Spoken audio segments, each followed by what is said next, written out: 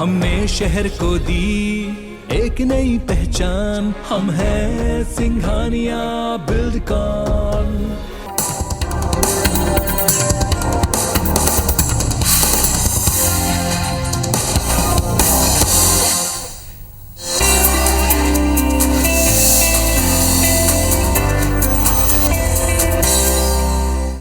नमस्कार, मैं हूं आकांक्षा पांडे। स्वागत है आपका सेहत से जुड़े हमारे खास कार्यक्रम हेल्थ गुरु में। रमजान का पवित्र महीना शुरू हो चुका है और इस महीने अकीदतमंद अल्लाह की इबादत करते हैं, रोजा रखते हैं। ऐसे में वो जो डायबिटिक के मरीज हैं उनके लिए ये समय सेहत को लेकर खासा चुनौतीपूर्ण हो जाता है। ऐसे में जरा सी भी लापरवाही भारी पड़ सकती है। ऐसे में हमें अपने खान पान का ध्यान रखना बेहद जरूरी है।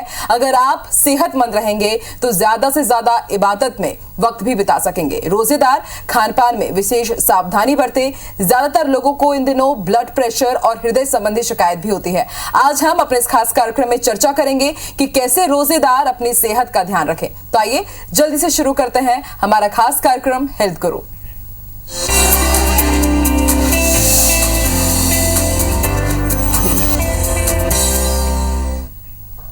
तो रोजे में कैसे आप अपनी सेहत का ध्यान रखें, क्या आपको खाना है, क्या नहीं खाना है और कौन सी सावधानी बरतना है, इसी पर ज्यादा जानकारी देने के लिए हमारे साथ स्टूडियो में मौजूद हैं diabetologist doctor Animesh Chaudhary. Doctor साहब, बहुत बहुत स्वागत है आपका हमारे खास कार्यक्रम हेल्थ गुरु में।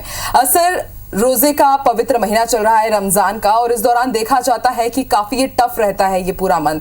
खान पान चुनते समय हमें किन बातों का ध्यान रखना चाहिए और जो भी रोजा रख रहा है शुरुआत कैसे वो करे, इसके बारे में आप जानकारी दीजिए। सामान्य तरीके से जब हम रोज़े रखते हैं या रमज़ान का महीना जब स्टार्ट होता है तो लोगों को ध्यान रखना है कि इसमें दो समय खाना होता है मेन, एक सूर्योदय से पहले, एक सूर्यास्त के बाद, सहरी और इफ्तार। तो खान पान का ध्यान रखते समय यह ध्यान दीजिए कि आप 15 से 16 घंटे के लिए बिल्कुल कुछ नहीं खा पाएंगे, कुछ नहीं पिएंगे। तो जो पहला खाना है दिन की शुरुआत होने के पहले, जो सहरी या सुहूर बोलते हैं, उसमें आप ऐसा खाना स्टार्ट कीजिए जो धीरे धीरे पचे, जो आपको अगले 15 से 16 घंटे में पर्याप्त मात्रा में एनर्जी दे सके और धीरे धीरे दे। तो जिनका ग्लाइसेमिक इंडेक्स कम हो या ऐसे खाने जो पचने में समय ले उनको लीजिए। जो पूरे साबुत अनाज हो वाले खाने होते हैं, ऐसे खाने जो एनर्जी स्लो रिलीज कर रहे हैं, उन खानों से बचना चाहिए जो तुरंत एनर्जी देते हैं, जैसे कि मीठा, ग्लूकोज या फिर फास्ट फूड। साथ में यह भी ध्यान देना है कि हमेशा इफ्तार में या सहरी में दोनों समय कुछ फ्रूट्स और वेजिटेबल लीजिए ताकि यह फाइबर और हाइड्रेशन आपको मेंटेन करें। सुबह के टाइम सहरी के खाने में आपको, चूँकि 24 घंटे अगले वर्किंग डे में आप कुछ खाएंगे भी नहीं और पिएंगे भी नहीं, तो इस समय आपको पर्याप्त मात्रा में पानी लेना चाहिए। ऐसा कोई भी खाना नहीं खाना चाहिए जिसमें सोडियम बहुत ज़्यादा हो, क्योंकि सोडियम जो होता है शरीर में पानी की मांग बढ़ा देता है और आपको भविष्य में डिहाइड्रेशन कर देता है। पोटेशियम वाला खाना लेना चाहिए जैसे कि केला, पर सोडियम वाले जो खाने होते हैं उसको अवॉइड करना चाहिए। बहुत ज़्यादा मात्रा में चाय या कॉफ़ी पीने से भी बचना चाहिए सहरी के समय, नहीं तो आपका यूरिनेशन ज़्यादा होगा और आपको डिहाइड्रेशन के चांस बढ़ जाएंगे। इफ्तार के समय, जब रोज़ा ख़त्म करने का समय आता है शाम को सूर्यास्त के बाद, उस समय आपको बहुत भूख लगी रहती है और डिहाइड्रेशन हुआ रहता है, तो तुरंत से बहुत ज़्यादा मात्रा में पानी मत पीजिए, पेट को पानी से मत भरिए और बहुत ज़्यादा मात्रा में कुछ खाना तुरंत मत खाइए, धीरे धीरे स्टार्ट कीजिए। ऐसा मानते हैं कि खजूर से जो है रोज़ा तोड़ना चाहिए, तो खजूर और थोड़ी मात्रा में पानी, यह बहुत अच्छा होता है, क्योंकि खजूर ना केवल आपके ग्लूकोज की मात्रा बढ़ाता है, आपको हाइड्रेट भी करता है, और साथ में थोड़ी मात्रा में पानी, और उसके बाद धीरे धीरे सुपाच्य भोजन लेना चाहिए। बहुत ज़्यादा मीठा तुरंत नहीं खाना चाहिए इफ्तार में। इफ्तार के 2 से 3 घंटे के बाद थोड़ा आप मीठा खा सकते हैं, नहीं तो आप सुस्त हो जाएंगे और जो नाइट जो प्रेयर होती है उसके लिए आप सतर्क नहीं रह पाएंगे। सर, ये तो हमने बात की कि हमें किन चीज़ों का ध्यान रखना है, क्या खाना है, क्या नहीं खाना है, लेकिन सर एक सवाल ये भी कि जैसे कि जिन्हें जानकारी नहीं होती है, जिनका फर्स्ट रोज़ा ही होता है, तो वो किस चीज़ की सावधानी बरतें? अगर आप पहला रोज़ा रखने वाले हैं तो शुरुआत में ही कुछ समय के लिए आप अपनी फास्टिंग पीरियड बढ़ाते जाइए, अचानक से रोज़ा मत रखिए। जैसे आपको पता है कि अभी रमज़ान का महीना आने वाला है, तो उस समय आप अपनी जो फास्टिंग की समय है, आप 8 घंटे 10 घंटे ऐसे कुछ फास्ट रखिए। खाने का समय लेट कीजिए, बिन पानी के रहने की कोशिश कीजिए, और उसके बाद धीरे धीरे अपने आप को रोज़ा के लिए तैयार कीजिए। क्योंकि कोई भी जो उपवास का कोई भी होता है, चाहे रमजान हो, नवरात्र हो, उपवास आपको अनुशासन सिखाने के लिए आते हैं, ताकि आप यह सीख सके कि कैसे आप बिना पानी या बिना खाने के भी अपने आप को कंट्रोल कर सकते हैं। और इसके अलावा आप यह भी ध्यान रखिए कि रोज़ा में या उपवास से पहले आपके शरीर में पर्याप्त मात्रा में प्रोटीन और एनर्जी रहे, तो इससे पहले के जो महीने हैं उस समय अपने स्वास्थ्य पे और खान पान पे विशेष ध्यान देना चाहिए। मतलब सर धीरे धीरे तैयारी करती रहनी पड़ेगी, अचानक से ना ही रोजे रखे ना ही नवरात्र रखे, ताकि इसके साइड इफेक्ट्स आपको ना झेलने पड़े। सर ये तो आपने बता दिया कि क्या खाना है क्या नहीं खाना, प्रिकॉशंस कौन से रखने हैं, लेकिन सर अमूमन ये भी देखा जाता है कि जब इफ्तार का वक्त होता है तो ज्यादा तली भुनी चीजें हम खाते हैं, क्योंकि दिन भर हमने कुछ खाया नहीं होता है, फिर उसके बाद लगता है कि हम कुछ अच्छा खाएं। तो क्या इसके भी साइड इफेक्ट होते हैं ज्यादा ऑयली या ज्यादा स्पाइसी खाने के? बिल्कुल, अगर आप रोजे नहीं भी रखे हैं तब भी स्पाइसी और तेलीय चीज खाने से आपको नुकसान होगा। और जब आप लगातार भूखे हैं तो उस समय खाने की क्रेविंग बढ़ जाती है। इसलिए स्पेसिफिकली यह चीज़ ध्यान देना चाहिए कि इफ्तार के समय आपको तुरंत तली भुली चीज़ें या कोई भी जो गरिष्ठ भोजन आप बोल सकते हैं या फास्ट फूड, उसको नहीं लेना है, क्योंकि इससे आपका पेट तो उस समय तुरंत भर जाएगा, पर आप अगले समय के रोजे के लिए रेडी नहीं हो पाएंगे, आपका पेट खराब हो सकता है और आपका मेटाबॉलिज्म भी अफेक्ट हो सकता है। तो इसीलिए यह नियम बनाया गया था कि जो रोज़ा तोड़ा जा रहा है वो खजूर के साथ तोड़ा जाए, क्योंकि खजूर एक बहुत ही पौष्टिक पदार्थ होता है। और इसके बाद भी आप यह बात हमेशा ध्यान रखना चाहिए कि जब भी आप उपवास तोड़ते हैं तो जो भी आप खाना खा रहे हैं, चाहे रोजे में चाहे नवरात्रि में, किसी भी उपवास में, वह खाना ही होना चाहिए, वो दावत नहीं होना चाहिए। तो ऐसा नहीं होना चाहिए कि फास्ट और फीस्ट, फास्ट के बाद आपको मील ही लेना है, फीस्ट नहीं करना है। और सर अक्सर ये देखा जाता है कि फास्टिंग रहती है नवरात्रि की या फिर रमजान की हो, दिन भर हम भूखे रहते हैं लेकिन शाम को बहुत मसालेदार साबूदाने की खिचड़ी खा लेंगे, बड़े खा लेंगे, और इफ्तारी में भी कुछ इसी तरह का चिकन खा लिया, नॉनवेज खा लिया, जो बहुत ज्यादा हमारे लिए नुकसानदायक हो जाता है। तो एक इस चीज का आपको खास तौर पर ध्यान रखना होगा। सर ये तो हमने बात कर ली, आपने बताया कि किन चीजों का प्रिकॉशन लेना है, क्या अब आप वो भी बताएंगे कि क्या चीजें हम अपने डाइट में शामिल कर सकते हैं? मतलब आपने सोडियम पोटेशियम की बात की, लेकिन कुछ ऐसे ईटेबल्स जिनमें ये सब चीजें पहले से ही मौजूद हो, डायरेक्ट अगर आप दर्शकों को बता सके तो। जी, तो जैसा हमने बोला कि सहरी के समय या सुहूर के समय आपको ऐसी चीज़ें खाना है जो धीरे धीरे एनर्जी रिलीज करे, जिसमें साबुत अनाज वाली चीज़ें और जो रागी और बाकी सब चीज़ों की बनी चपाती है, कोई भी चीज़ आप बेक्ड कर सकते हैं, रोस्टेड रह सकती है। तली चीज़, तली हुई या डीप फ्राई चीज़ को अवॉइड करना चाहिए, सुबह भी और शाम को भी। आप फ्रूट चाट ले सकते हैं, बहुत सारी ऐसी पाक चीज़ें रहती हैं, बहुत सारी ऐसी खाने की चीज़ें रहती हैं जो हमारे कस्टम में ही शामिल हैं, आप उन चीज़ को ले सकते हैं, वो हेल्दी होती हैं। मीट भी अगर आप ले रहे हैं तो उसको आप कोशिश कीजिए कि बॉइल्ड या रोस्टेड लीजिए, फ्राइड मत लीजिए। इसके अलावा सहरी के समय आप पर्याप्त मात्रा में पानी लीजिए, पर पानी में कोशिश कीजिए कि आप पानी के साथ कोल्ड ड्रिंक अवॉइड कीजिए। आप ऐसी चीज़ें जो आपको शरीर को ठंडक प्रदान करें, क्योंकि साथ में गर्मी भी बहुत है। तो नींबू का शरबत आप ले सकते हैं, पुदीना डाल के आप शरबत ले सकते हैं, यह आपको नेचुरल वे में ठंडक प्रदान करेगा। पर कोल्ड ड्रिंक्स अवॉइड कीजिए, कार्बोनेटेड ड्रिंक्स जो होती है, सोडा और कोल्ड ड्रिंक्स, वो अवॉइड कीजिए, क्योंकि उसमें बहुत ज़्यादा मात्रा में शुगर होती है और भविष्य में यह आपको अगले जो 15-16 घंटे आपको पानी नहीं पीना है, उस समय ये आपको डिहाइड्रेट कर देंगी। जो इफ्तार के समय जब आप खा सकते हैं तो कुछ मीठी चीज़ों से स्टार्ट कीजिए, ऐसी चीज़ें जो तुरंत आपको हाइड्रेट करें। आप उस समय तरबूज खा सकते हैं, अगेन फ्रूट चाट ले सकते हैं। वेजिटेरियंस और फ्रूट्स ये आपको दोनों समय में होना चाहिए, क्योंकि ये आपको हाइड्रेट करते हैं। और इसके अलावा फिर धीरे धीरे आपको जो सामान्य खाना होता है, रोटी सब्जी और बहुत सारे जो मैंने कस्टम फूड्स होते हैं इफ्तार के लिए भी सहरी के लिए भी, आप उसको अपने खाने में शामिल कर सकते हैं। पर अभी जो फास्ट फूड का ट्रेंड है उसको आपको बिल्कुल अवॉइड करना है। एक चीज़ और ध्यान रखिएगा कि आप सहरी में कॉफ़ी पी सकते हैं, पर इफ्तार के समय चाय और कॉफ़ी अवॉइड कीजिए, क्योंकि आपको नींद भी पूरी करनी है। अच्छा खाना, अच्छा पीना और साथ में अच्छी नींद, यह आपके इस रोजे को ज़्यादा सफल बनाएगा। यानी सादा भोजन ही हमें लेना है इफ्तारी के समय भी और सहरी के समय ही। सर आगे बढ़ते ही तो हमने बात कर ली कि रमजान रखते वक्त खाने पीने में हमें किन चीज़ों का ध्यान रखना है, लेकिन सर बहुत से रोगी हैं और अक्सर अब देखा जा रहा है कि इंडिया में उन लोगों का ग्राफ बहुत ज़्यादा बढ़ गया है जो डायबिटिक हैं, शुगर के पेशेंट्स हैं, और लेकिन फिर भी हम अगर माने आस्था की सवाल रहता है, हम कितने भी बीमार हों, भले हम डायबिटीज से जूझ रहे हैं, लेकिन फिर भी वो व्रत रखते हैं, उपवास रखते हैं, रोजे रखते हैं। अगर वो रखना चाह रहे हैं तो क्या सावधानियां उन्हें बरतनी होगी? आकांक्षा जी, बहुत अच्छा प्रश्न है। भारत वर्तमान में विश्व की डायबिटीज कैपिटल है, सबसे ज़्यादा मरीज परसेंटेज में हमारे पास है डायबिटीज़ के। वैसे तो इस्लाम में गंभीर मरीजों को, गर्भवती महिलाओं को, छोटे बच्चों को, ऐसे बहुत सारे लोगों को रोज़ा रखने से छूट है कि आप अगर रोज़ा नहीं रख पा रहे तो मत रखिए, पर फिर भी कुछ लोग रखना चाहते हैं। तो सबसे पहले यदि आप डायबिटीज़ हैं तो आप कम से कम 15 से 20 दिन पहले या 1 महीना पहले अपने डॉक्टर से मिलिए, अपने शुगर की चेक कराइए और शुगर कंट्रोल में लाइए, और अपने डॉक्टर को बताइए कि आप रोज़ा रखना चाहते हैं। तो आपकी दवाइयों को आपके डॉक्टर जो है चेंज करते हैं। अगर आप टैबलेट फॉर्म में हैं या आप इंसुलिन में हैं, दोनों समय में कुछ दवाइयाँ ऐसी होती हैं जो आपके डॉक्टर रोजे के समय के लिए चेंज कर देंगे, क्योंकि सामान्य दवाइयाँ जो आपको दी जाती हैं, चाहे इंसुलिन हो चाहे टैबलेट फॉर्म में हो, वह इस तरीके से दी जाती हैं कि आप दिन में 3 बार खाना खाएंगे और लगभग दिन भर आप कुछ ना कुछ खाते रहेंगे और रात में आपके 8 घंटे की फास्टिंग रहेगी। पर रोजे में क्या रहता है कि 15 से 16 घंटे की फास्टिंग आपकी मेन रहती है दिन के समय, जब आपकी एक्टिविटी लेवल बहुत हाई रहता है और जो खान पान रहता है वो 2 प्रमुख समय में सिमट जाता है, इफ्तार के समय और सहूर के समय। तो आपको ऐसी दवाइयाँ दी जाती हैं जो इन दोनों समय पे शुगर, आपका बढ़ा हुआ शुगर कंट्रोल कर सके। और इंसुलिन के समय भी हमारे पास आज की डेट में बहुत सारे इंसुलिन है। ऐसे इंसुलिन है जो 24 घंटे शुगर कम करते हैं और ऐसे इंसुलिन भी है जो जस्ट खाना खाने के बाद के शुगर कम करते हैं। तो उस हिसाब से आप अपने डॉक्टर से मिलिए और उसको बताइए कि मैं रोज़ा रखना चाह रहा हूँ, छुपाइए मत, और उसके हिसाब से वो आपकी मेडिसिन चेंज कर देंगे।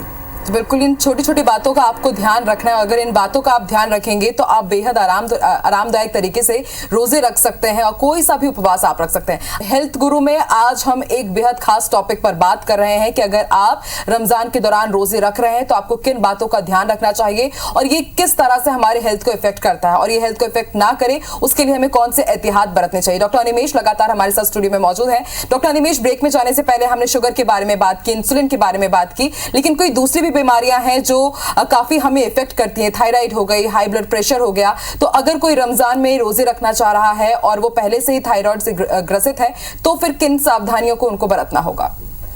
सामान्यतः थायराइड की मेडिकेशन चेंज नहीं होती है रोजे के समय। यदि आपके थायराइड सही नॉर्मल लेवल पे चल रही हैं तो जितने भी माइक्रोग्राम की आप थायराइड की टेबलेट ले रहे हैं आपको उसको लेते रहना है। पर थायराइड की दवाई लेने में सबसे महत्वपूर्ण जो होता है वह होता है कि थायराइड की गोली लेने के 3 से 4 घंटे तक आपको कुछ नहीं खाना है। कम से कम 2 घंटे तक तो कुछ नहीं खाना है, चाय भी नहीं पीना है। तो हम अपने सामान्य मरीजों को बोलते हैं कि आप सुबह उठते ही थायराइड की दवाई ले लीजिए और कम से कम 2 घंटे बाद ही चाय पीजिएगा। पर यह रोजे के समय संभव नहीं हो पाता क्योंकि सहूरी वैसे भी सुबह के 4 बजे 3:30 बजे ऐसे होती है, तो आप 2 घंटे पहले उठ के थायराइड की दवाई नहीं ले सकते। तो इसका तरीका यह होता है कि रात को आप जब सोने जा रहे हैं आप उस समय थायराइड की दवाई ले सकते हैं रोजे के दौरान, मतलब आखिरी मील जो आप कर रहे हैं इफ्तार का, इसके 1 से 2 घंटे बाद आप थायराइड की दवाई ले लीजिए। फिर अगर आप 3 घंटे की नींद भी लेते हैं तो आपको 3 घंटे का एक खाली पेट समय मिल जाएगा थायराइड की दवाई के लिए। और जब रोजे खत्म हो जाते हैं तो आप वापस से अपने पुराने समय में, मतलब सुबह उठते ही थायराइड की दवाई ले लीजिए। अगर आप कभी थायराइड की दवाई लेना भूल गए हैं तो अगले दिन आप 2 टैबलेट भी ले सकते हैं, क्योंकि थायराइड की दवाई एक दिन में ही अपना पूरा असर नहीं करती। आप हफ्ते भर में कितने टोटल डोज लिए हैं वो इंपॉर्टेंट रहता है। तो यह चीज़ें ध्यान रखना है कि कब आप दवाई खा रहे हैं, कितनी मात्रा में दवाई खा रहे हैं, और अपनी प्रॉपर मात्रा में थायराइड की जांच पहले से ही करा के रख लीजिए। थोड़े बहुत चेंजेस थायराइड की वैल्यू में जो हम TSH, T3, T4 देखते हैं, थोड़े बहुत चेंजेस रोजे के दौरान आ सकते हैं, पर इसमें आपको परेशान होने की जरूरत नहीं है, समय के साथ यह सुधर जाएंगे। ब्लड प्रेशर, चूँकि अगर आप सही तरीके से रोजे रख रहे हैं तो किसी भी तरीके का फास्ट आपके ब्लड प्रेशर में हेल्प करेगा, क्योंकि कहीं ना कहीं ये वेट लॉस में हेल्प करता है। पर अगर आप फास्ट और फीस्ट इस कॉन्सेप्ट में चल रहे हैं जिससे आपको वजन बढ़ रहा है, आप नमक ज़्यादा मात्रा में ले रहे हैं, आपका खान पान एक्चुअली में बिगड़ रहा है, तो इससे आपको ब्लड प्रेशर की दिक्कत हो सकती है। तो अगेन पहले डॉक्टर से मिल लीजिए, आप उनको बताइए कि आप रोजे रखना चाह रहे हैं, तो आपके जो भी दवाइयाँ हैं आपको डॉक्टर इस हिसाब से एडजस्ट कर लेगा कि आपकी BP की दवाइयाँ जो हैं आपके इफ्तार और सहूरी के खाने में आ जाएं। इसके अलावा यदि आपका BP कंट्रोल नहीं है तो वो दवाई बढ़ा भी सकता है, क्योंकि फास्ट एक स्ट्रेसफुल इवेंट रहता है और किसी भी स्ट्रेस से आपका BP बढ़ सकता है। और BP बढ़ना एक्यूटली आपको कोई दिक्कत करा सकता है। शुगर अगर आपका अचानक से बढ़ा हुआ है तो तुरंत से ज़्यादा आपको दिक्कत ना हो, पर BP यदि आपका 180-200 के आसपास जा रहा है किसी भी स्ट्रेस में, तो वह आपके लिए जानलेवा हो सकता है। तो ब्लड प्रेशर हमेशा मेजर करते रहिए यदि आपको ब्लड प्रेशर की बीमारी है तो, और अपने डॉक्टर से मिल के अपनी दवाइयाँ एडजस्ट करवा लीजिए। बिल्कुल, तो ना सिर्फ आपको सावधानी बरतनी है बल्कि डॉक्टर के एडवाइस पर आपको अपने टैबलेट्स भी एडजस्ट कराने होंगे। सर, मैं ये पूछना चाह रही थी कि अगर सिर्फ क्या रोजे के दौरान या फिर हम कोई भी फास्ट रखें, जैसे कि नॉर्मल शिवरात्रि का 1 दिन का ही वो व्रत होता है, और अगर किसी थायराइड पेशेंट को रखना है उपवास, तो क्या इसी तरह कि जब वो सुबह उठने जा रहा है तो उसके 2 घंटे पहले ही वो टैबलेट ले ले? जो सामान्य उपवास जो होते हैं, तो सामान्य उपवास में आप एक लंबे समय तक भूखे रहते हैं और रात में आप खाना खा लेते हैं। रोजे में क्या होता है कि रोजे में आप सुबह सूर्योदय से पहले खाना खाते हैं और सूर्यास्त के बाद खाना खाते हैं। थायराइड की दवाई के लिए इंपॉर्टेंट होता है कि दवाई खाने के कम से कम 3 से 4 घंटे तक पेट में कुछ नहीं जाना चाहिए। और तो सबसे अच्छा तरीका माना जाता है कि सुबह उठते ही आप ले लीजिए, और सुबह उठने के कम से कम 2 घंटे बाद ही चाय या नाश्ता कीजिए, क्योंकि इंडियंस यूजुअली चाय पीते हैं। इसमें एक चीज़ इसलिए मैंने बोला कि रोजे के समय, चूंकि सुबह अर्ली मॉर्निंग थायराइड दवाई लेना संभव नहीं, इसलिए आप रात को ले सकते हैं। जो लोग जैन डाइट फॉलो करते हैं, इंटरमीडिएट फास्टिंग फॉलो करते हैं, जिन लोग रात को 6 बजे खाना खा लेते हैं और 9 या 10 बजे सो रहे हैं, तो उनको भी हम कई बार सलाह देते हैं कि आप सुबह की जगह रात को भी दवाई लेते हैं 9 या 10 बजे, मतलब लास्ट मील थायराइड की गोली से 2 से 3 घंटे पहले हो जानी चाहिए, तो आपका थायराइड और अच्छा एब्जॉर्ब होगा। पर ये हर बार संभव नहीं हो पाता। तो यदि आप सामान्य उपवास कर रहे हैं, शिवरात्रि का, नवरात्रि का, कोई भी, तो आप सुबह उठने के तुरंत बाद कुछ खाएंगे नहीं, तो आप अपने सामान्य समय पे ही दवाइयाँ ले सकते हैं। ठीक है सर, दवाइयों से जुड़ा एक और मेरा प्रश्न है कि अक्सर हम देखते हैं कि जब फास्टिंग रखी जाती है, जैसे कि मैं अपनी मम्मी से जुड़ा ही एक आपसे प्रश्न पूछना चाहूंगी कि वो टैबलेट अवॉइड करती हैं कि नहीं टैबलेट भी नहीं खाएंगे फास्टिंग के दौरान, तो अगर कोई अवॉइड कर रहा है तो क्या उसके भी साइड इफेक्ट होते हैं या फिर कोई अल्टरनेटिव ऑप्शन की इसकी जगह वो अगर फास्टिंग में ये अप्लाई करे तो भी काम चल जाएगा? बिल्कुल, ये बहुत ही अच्छा प्रश्न है और मैं सभी दर्शकों को यह बताना चाहूँगा कि हमारी संस्कृति में, हम किसी भी धर्म के हों, फास्ट बहुत इंपॉर्टेंट है और लगातार कुछ कुछ समय में कुछ न कुछ फास्ट आते हैं। कई लोग हफ्ते में किसी एक पर्टिकुलर डे उपवास करते हैं और जैसा कि मैंने कहा कि डायबिटीज़ की राजधानी बन चुका है भारत, हमारे यहाँ डायबिटीज़ के मरीज बहुत ज़्यादा हैं। तो आप अपने डॉक्टर को बताइए कि सर हमको ये दवाइयाँ चल रही पर हम इस दिन उपवास करते हैं, आप उनसे छुपाइए मत। कई लोग छुपाते हैं और ये भी बताइए कि हम इस उपवास के दौरान हम कई बार दवाइयाँ बंद कर देते हैं, क्योंकि डायबिटीज़ तो बढ़ा रहेगा। आप उपवास करेंगे, आप कुछ भी नहीं खाएंगे, तब भी शुगर आपका बढ़ा हुआ ही रहेगा। इसलिए तो हम देखते हैं कि फास्टिंग या खाली पेट का शुगर भी बढ़ा हुआ है। खाली पेट का शुगर बढ़ने का मतलब है कि अगर आप कुछ भी नहीं खा रहे हैं तब भी आपका मिनिमम इतना शुगर रहेगा। तो यदि आप उपवास कर रहे हैं तो आप किस तरीके का उपवास कर रहे हैं? आप दिन में एक बार बस खा रहे हैं, कई लोग एक बार खाते हैं, कई लोग सुबह फल ले लेते हैं, रात को खाना खाते हैं। तो वह आपका जो भी रूटीन है आप अपने डॉक्टर से डिस्कस कीजिए और आपके डॉक्टर आपकी दवाइयों को उस हिसाब से एडजस्ट करेंगे कि जिस दिन आप उपवास कर रहे हैं आप उस दिन ये दवाई खाइए और बाकी दिन आप नॉर्मल ये दवाई खाइए।